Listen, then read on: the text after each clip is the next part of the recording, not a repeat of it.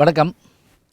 தமிழ் இலக்கிய உலகில் 20ஆம் நூற்றாண்டு பிறந்து 21ஆம் நூற்றாண்டு வரைக்கும் தன்னுடைய பணியை இலக்கிய பணியை செய்த எழுத்தாளர்கள் பட்டியல் என்று பார்த்தால் ஒரு பெரும் பட்டியல் நமக்கு கிடைக்கும். அப்படிப்பட்ட எழுத்தாளர்களில் சமுதாய சிந்தனையோடும் எழுத்தையே உயிர் மூச்சாக கொண்டும் இயங்கிக் கொண்டிருக்கின்ற எழுத்தாளர்கள் எத்தனை பேர்? அப்படிப்பட்ட எழுத்தாளர்களில் எனக்கு பிடித்த, நான் வாசித்திருக்கிற, அவரோடு பழகி இருக்கிற, ஒரு வாய்ப்பை பெற்ற, எனக்கு இன்று அவரை பற்றி சொல்லுகிற வாய்ப்பு கிடைத்திருக்கிறது. அவர்தான் எழுத்தாளர் பிரபஞ்சன்.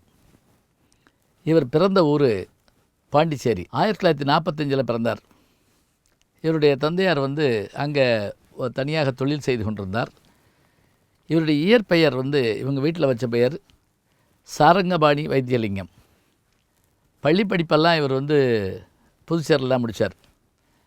பிறகு தமிழ் படிக்க வேண்டும் என்ற ஆர்வம் அவருக்கு இருந்தது.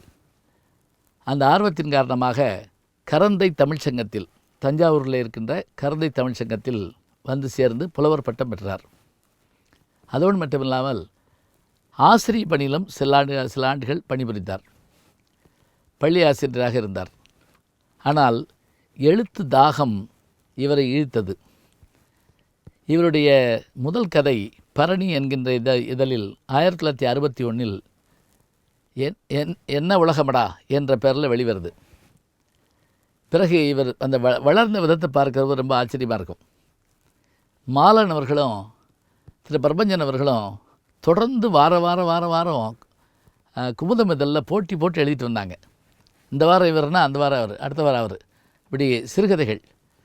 அதுலேயும் இவருடைய நேற்றைய மனிதர்கள்ங்கிற சிறுகதை அவ்வளோ அற்புதமாக இருக்கும். அந்த கதையை கேட்ட உடனே நமக்கு அப்படியே ஆச்சரியமாக இருக்கும். அதோடு மட்டும் இல்லை, மனதை தொடுகின்ற மனிதர்களை எல்லாம் இவர் படம் பிடித்து காட்டுவார்.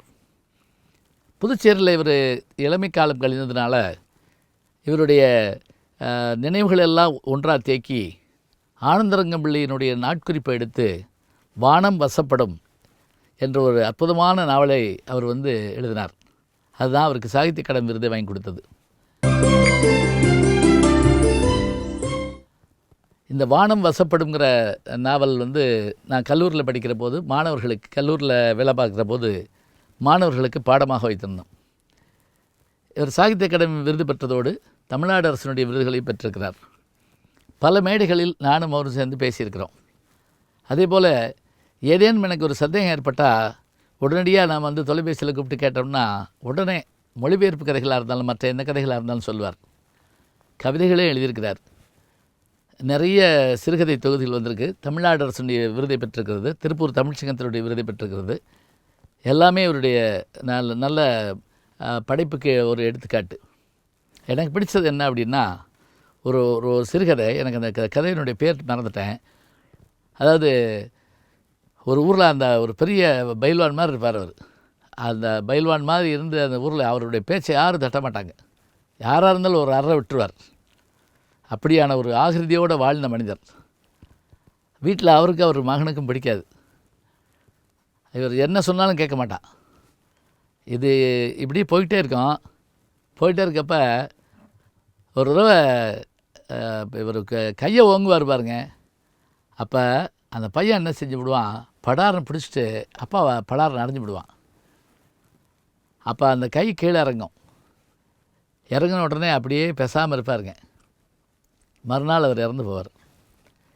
என்ன அப்படின்னு கேட்டால், இந்த இடத்துல அந்த மனிதனுடைய பேராண்மை, அவனுடைய வீரம், அவனுடைய விவேகம் எல்லாமே என்ன, பாசத்தின் முன்னால் தோற்று போகும் அப்படிங்கிற ஒரு விஷயத்தை அவர் சொல்கிறதும், இந்த நேற்றைய மனிதர்கள் படத்து கதையில் இந்த ஒரு செய்தியான அந்த கதை முடிகிறப்போ வச்சுருப்பார் பாருங்க. படித்தோடனே நெகிழ்ந்து போவோம் அப்படியே. இப்படி சிறுகதைகளில், நாவலில், குறுநாவல்களில், முட்டை என்கின்ற நாடகத்தில் தன்னுடைய எழுத்துத்திறனை காட்டியிருப்பார். அமெரிக்காவுக்கு ஃபெட்னாவுக்கு நான் அங்கே Federation of North American Association, வட அமெரிக்க தமிழ் சங்கங்களுடைய கூட்டமைப்பில் நல்ல பேச்சாளர்கள் கேட்டபோது நான் இவரைத்தான் சொன்னேன். இவர் போயிட்டு வந்தாருங்க. போயிட்டு எனக்கு நன்றியும் சொன்னார்.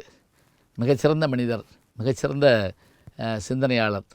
அத்தகைய பெருமை மிகுந்த பிரபஞ்சன் அவர்களுடைய நூல்களை படிக்கிற போது அவரோடு நாம் உரையாடுவது போல இருக்கும்.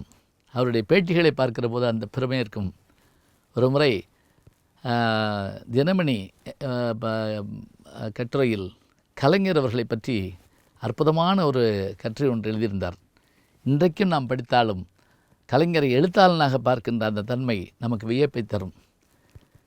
கதை, சிறுகதை, நாவல், குறுநாவல், நாடகம், எழுத்து, உரையாடல், பேச்சு என்று பல்வேறு துறைகளில் தன்னை ஈடுபடுத்தி கொண்டு ஒரு அழகான ஜிப்பா போட்டு கண்ணாடி போட்டு சிரித்த முகத்தோடு எப்போதும் எல்லா நண்பர்களோடும் உரையாடிக்கிட்டு இருக்க அந்த மனிதர், அவர் உண்மையிலேயே ஒரு எழுத்தாளன் எப்படி இருக்கணுங்கிற விஷயத்துக்கு நாம் ஒருத்தரை கற்பனை பண்ணோம்னா நிச்சயமாக பிரபஞ்சன் தாங்க முன்னுக்கு வருவார்.